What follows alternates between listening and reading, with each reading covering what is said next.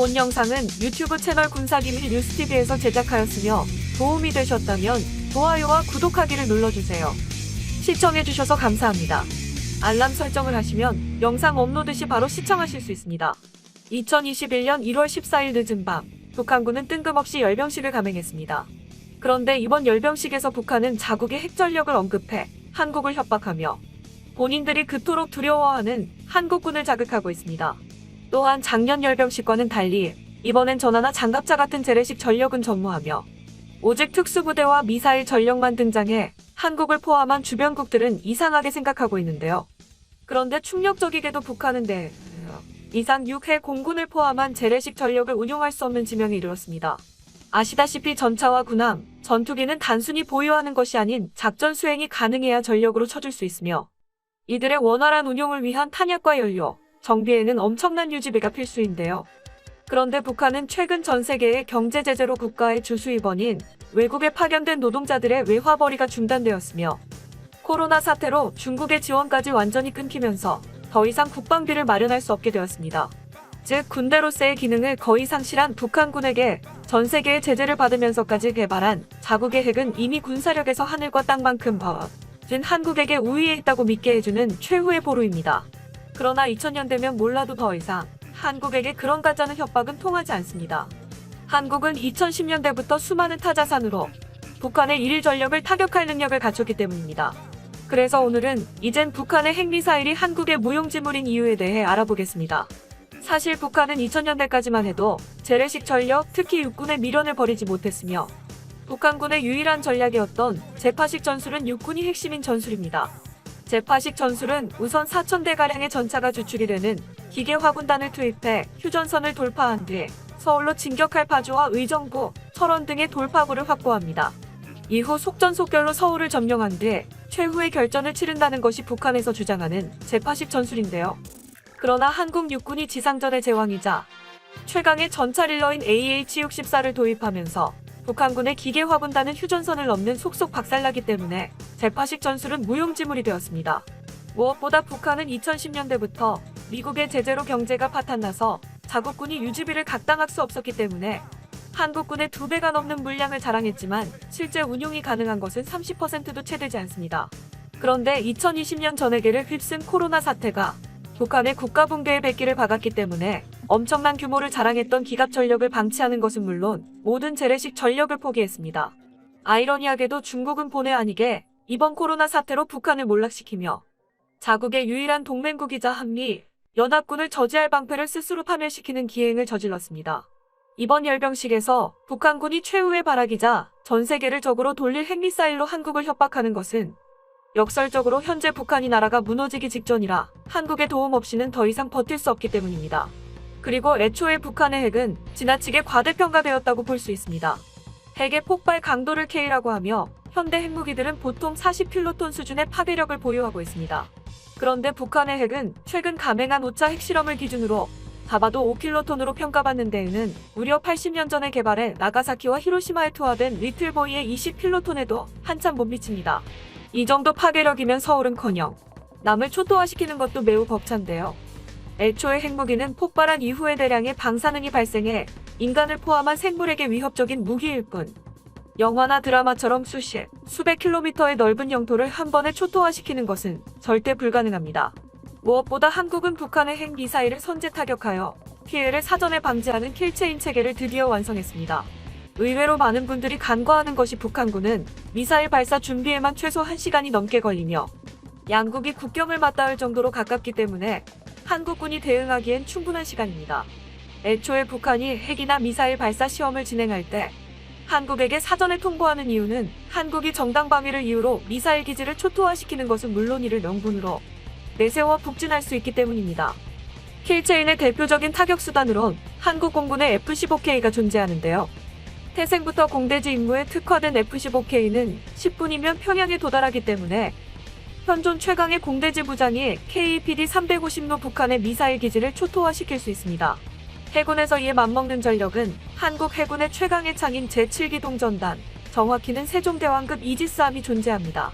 세종대왕급은 신의 방패라는 별명에 걸맞게 북한이 발사한 미사일을 전부 요격하는 것은 물론 나의 다른 함대의 호위를 받으며 북한 영해로 진입해 현무삼 순항 미사일로 미사일 기지를 먼저 쓸어버릴 수 있습니다. 최근 북한이 잠수함에 탑재하는 SLBM에 매달리는 이유도 지상의 미사일 기지가 무용지물이 되었기 때문인데요. 북한은 미국의 제재로 경제가 파탄나서 자국 군대가 붕괴했음에도 미사일과 더불어 잠수함만큼은 포기하지 않고 꾸준히 전력을 강화하고 있습니다. SLBM 미사일을 이래서 두 발만 탑재할 수 있지만 생존성에서 매우 우월하기 때문에 북한은 현재 SLBM에 핵미사일을 탑재하는 계획을 진행하고 있습니다. 그러나 이를 예상한 한국은 가소롭다는 듯이 수십조 원을 투자해 대잠 전력을 강화하고 있는데요. 잠수함을 탐지하는 나와 전용 대잠 헬기까지 탑재한 인천급, 대구급 대잠 호위함은 말할 것도 없으며 현재 건조 중인 세종대왕급 배치인은 현존 이지스 함중일학에 신형 바이스태틱 대잠 체계를 탑재할 것입니다. 여기에 활용점정으로 현존 최강의 초계기이자 대잠전의 끝판왕인 P8을 큰맘 먹고 도입하고 있으니 그동안 한국군의 유일한 위협이었던 북한의 잠수함 전력도 허무하게 끝을 맺었습니다. 이번 열병식에서 홀로 쓸쓸하게 등장한 미사일 전력과 북한군의 이례적인 핵언급은 얼마 남지 않은 북한이라는 국가의 붕괴에 몸부림치는 김씨 왕조 최후의 발악이라고 볼 수 있습니다. 70년 동안 이어져 질긴 악연이 막을 내린 현재 북한은 드디어 무너졌지만 결코 현재에 만족해서는 안 되며 언제든 한국을 집어삼키려는 중국과 일본의 야욕에 맞서 반드시 자주국방을 달성해야 합니다. 러시아 기술? 클래스 다르다. 현무 사거리 도하들짝. 전략무기란 전쟁 수행에 큰 영향을 미치는 군사기지나 산업시설 등의 목표를 공격하는 데 사용되는 중요 무기를 뜻합니다. 우리나라에도 이런 전략무기가 존재합니다. 하늘에는 스텔스 전투기인 F-35A, 바다에는 순항미사일을 탑재한 도산 안창호함, 그리고 지상에는 우리 손으로 만든 탄도미사일인 현무이가 있습니다. 여기에 최근 개발을 완료한 현무사도 올해 중 전투적합 판정을 받으면 내년에 양산체제에 들어갑니다. 방산 선진국들의 탄도미사일들과 달리 국내 방위산업체가 생산 중인 현무이는 핵탄두를 탑재하고 있지는 않습니다. 그러나 재래식 탄두를 가진 다른 나라의 탄도미사일과 비교했을 때 세계적으로 높은 명중률과 파괴력을 자랑합니다. 국산 탄도미사일의 시초는 1980년대에 개발한 현무로 알려져 있습니다. 현무란 동서남북을 지키는 사신의 하나로 북쪽을 관장하는 신령을 뜻하는데요. 남북 간의 군사대결이 한창이던 때 북한의 주요 군사시설을 타격하기 위한 전략무기로 개발되었습니다. 현무에 앞서 1970년대 말 백곰이라는 지대제 미사일이 만들어졌지만 이것은 미국이 개발한 나이키 허클리스 지대공 미사일을 지대지화한 모델이었습니다. 반면 사거리 180km의 현무는 외형은 백곰과 비슷했지만 4개의 고체 추진체가 묶인 1단 추진부를 하나의 대형 추진체로 교체했고 유도장치로 관성항법장치를 사용해 완전한 탄도미사일의 성능을 갖추게 됩니다.